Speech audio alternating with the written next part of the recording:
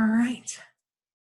Welcome to our next installment of our community chat with the Aroostook Mental Health Center. I am Bethany Zell, the Program Director for Healthy You at Cary Medical Center, and I'm honored to be joined by Lori Deschaine, who is a licensed clinical social worker with AMHC this morning. Good morning, Lori. Good morning.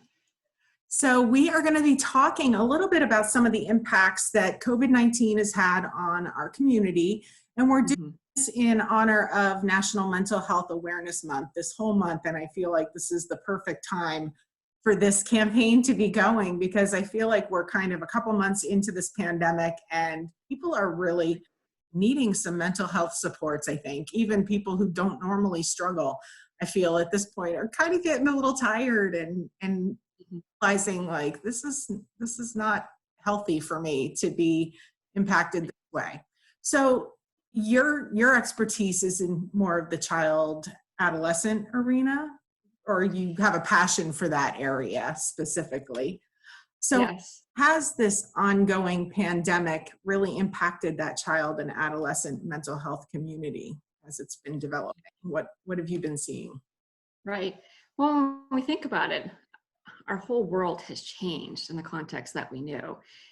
And when we think about what that's like for us as adults to wrap our heads around that, it's a lot harder for kids to wrap their mind around what's going on and all the change that's just come from that. When we think about just not being in school and all of their awake time that they spent there and seeing their friends and seeing their teachers, and being home doesn't mean if they're not working on things. It means trying to find other ways to get things done and to work on that schoolwork and find ways to focus because they're not in the classroom. So that's really tough. And that social piece, being home with your families is great, but I think that kids are really missing being with their friends and the activities that they would normally engage in. You know, I think about sports that have been halted and just the special things that would normally come up around this time of the year. When I think about like the kids that are transitioning from maybe going into middle school and doing those step-up days and, you know, transitioning from 8th grade on to high school and our seniors who are going to be graduating. So there's some really big milestones that are happening and we're needing to find other ways to really celebrate those milestones. So it's a lot of change to kind of wrap their heads around. And it's not just really impacting the kids. I mean, the kids being out of school is also taking a toll. I mean, I don't want to call it a toll because it's not necessarily a negative thing. Like you said, being home with your family. But mental health impacts are happening to the parents as well, right? What are we seeing from them in this area? I think what we're really seeing is parents are trying to do more and accomplish multiple tasks all at the same time, right?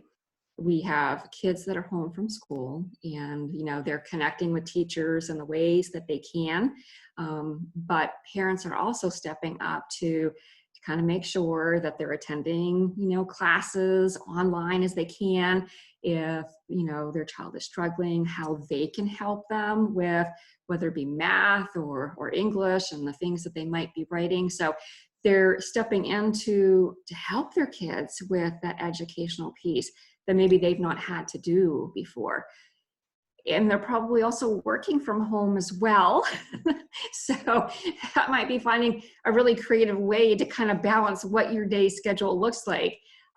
So I think the day-to-day, the way that it used to be, we just can't do it the same way, you know, trying to find creative ways to balance meetings with work and what you're needing to accomplish with work and finding ways to connect with your child during the day.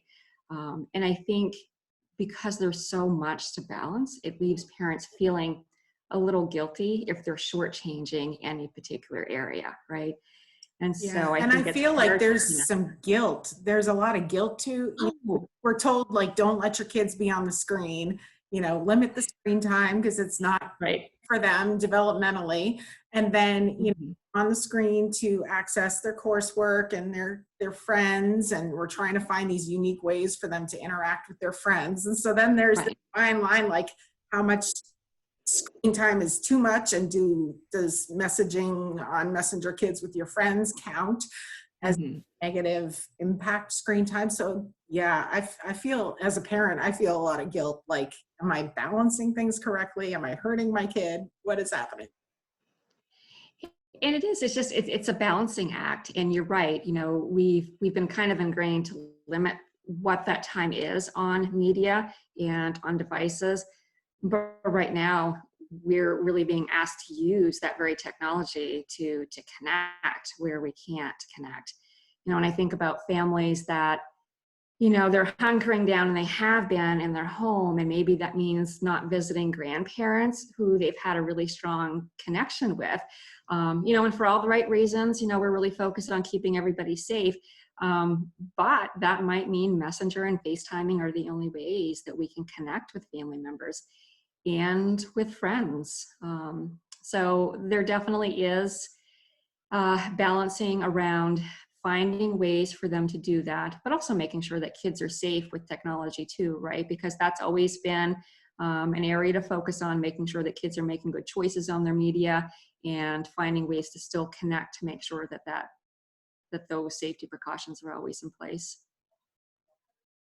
So what are some of the resources that address some of these concerns? If parents are feeling overwhelmed with the status quo, or if kids are really struggling and they're not able to access. I know a lot of students who have these mental health illnesses and connections might get some of that support and resource assistance at school.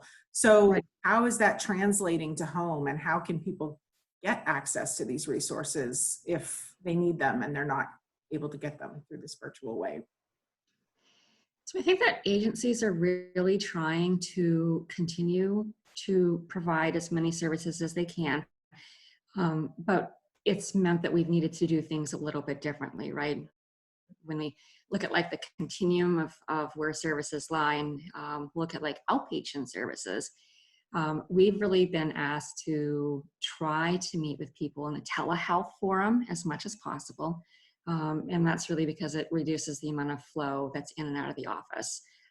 So it's an attempt to really find some middle ground with connecting with folks and keeping everybody safe. So we meet with clients a lot like how we're meeting today.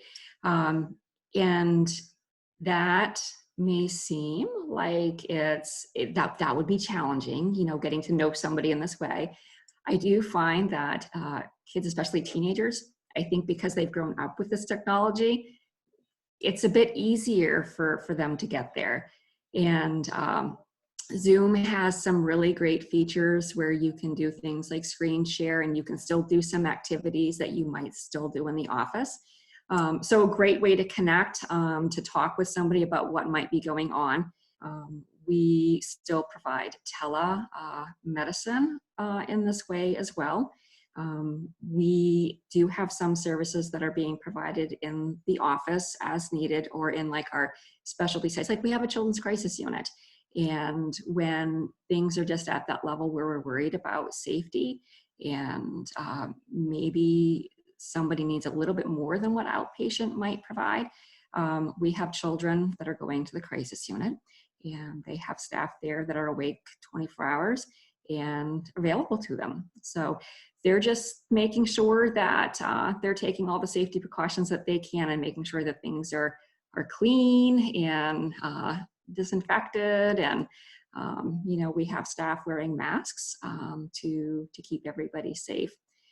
And we have a really good program under Children's Behavioral Health, which provides a really nice collaborative form of case management, where you have a case manager, there's a nurse that's a part of that program, so they can really look at everything from a holistic view with that child and family, and linking them with supports that they might need. That might be really hard to access on a good day, but harder to kind of figure out now with everything being with social distancing and worry about going into offices.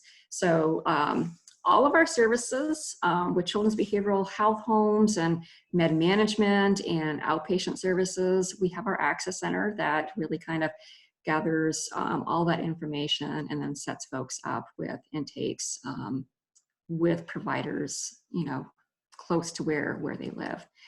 And then our goal is that we start to integrate back into offices that then we'll be able to do more face-to-face in the offices. And I love that you have that one number, that unit that Right. really just kind of identify what the need is, whether it's crisis or whether it's substance use. You've got that one point where people can access your services. So we'll definitely be sure to link those in the description of this video. Yep. As we wrap up, is there anything else that you think it's kind of important for people to consider? I don't know if you have any tips or anything just general that you want people to know. Well, I think beyond the Access Center, I think it's important for folks to know that there's also a Maine Crisis Line that people can access that's available 24/7. And they can help navigate crisis in the moment. And again, crisis might mean something different for everybody. And there's also a line that was set up through NAMI that's focused directly with youth. And it's a peer line. So it's set up with youth or individuals 24 and younger. So sometimes it's just nice to talk to somebody else within that relative age group that may have struggled with some of the same things that they are. And is that the one that's available via text? Does that have a texting feature too? Yeah. One of the other folks from AMHC mentioned it in one of the earlier talks, but we'll definitely relink that because I think it's important that we reach people in the way that they're the most comfortable, you know, and teens, like you said, and youth, they've grown up this way. And while we're all, you know, slow to adapt and adopt, this is life for them. It is. And I think parents just need to be forgiving with themselves. You know, when we go back to that guilt and feeling like at the end of the day, if they felt like, geez, I could have done things better today, or I wish it would have worked out this way. Tomorrow's a new day. We're all figuring this out. There is no perfect. And to just be really forgiving with themselves. And even on a good day when you have structure and you think that things are going to go in a particular direction, it's okay that things don't stay true to that structure. You know, we have to be flexible with our kids. We have to be flexible with ourselves. Our kids are really navigating through their own anxiety and fear about what's going on. And oftentimes they look to us and how we're managing as parents. So our own self-care is pretty critical. And sometimes that might mean just taking 5 minutes and finding another room and taking some deep breaths and regrouping before we go back out with our family. And that's okay. For sure. And I think another important piece is, you know, that we need to just really kind of accept that we may not be able to be the perfect teacher, but if we're keeping those lines of connection and conversation open with our kids, and I think, you know, I definitely erred in the beginning, maybe with TMI about everything that was going on, you know, we were just so overwhelmed with news, and I work at a hospital, so of course I was getting more news about COVID than most. And so I really had to realize, like, oh my gosh, too much information is overwhelming for me as an adult, and it's even more so for our kids. So cautioning folks to kind of just be aware of how much information is being shared, but keeping those kinds of conversation with your child open, you know, checking in and asking, you know, how they're feeling through this. And I think that's been one area where I've seen good things happening. Like I'm connecting with my kids more and just checking in on these emotional, like, are you okay today? How was today? Is there anything that wasn't great that we need to debrief and talk through? But having those opportunities to, even if you don't get school done, just at least really having a good time of connection where you're keeping those lines of communication open with your kids. Oh, absolutely. And I think that as parents, sometimes we get boxed in that connection needs to be like these large chunks of time. But again, we're navigating between balancing everything, right? So sometimes just taking 5 minutes in between a work task and what they're doing with school, and doing that check-in, having some nice eye contact. Hugs are super great. You know, we often talk about, you know, stress and the effects that it has on our body, and hugs and that physical contact can be really great to kind of help off balance those things. So just little moments of connection, super great, peppered throughout the whole day. You know, don't underestimate the importance and how that can have an effect. Awesome. Well, thank you so much for being here today, Lori. I appreciate all that input, and it's so great that there are ways that people can access the resources they need. They don't have to be worried, don't feel ashamed. There is no guilt or shame in reaching out for help if you need it. And I think it was Michelle Ferris the other day said, if you're not sure, call. Just call. We can, you know, if you think you might be dealing with something more than you can handle, call. If you're not sure, call.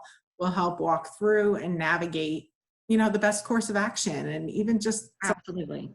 saying it out loud to another person can be all you really need to just kind of get your thoughts in order and take a different perspective of what's going on. So thank you. And we'll look forward to doing this again another time. Great. Thanks for having me. Have a great day.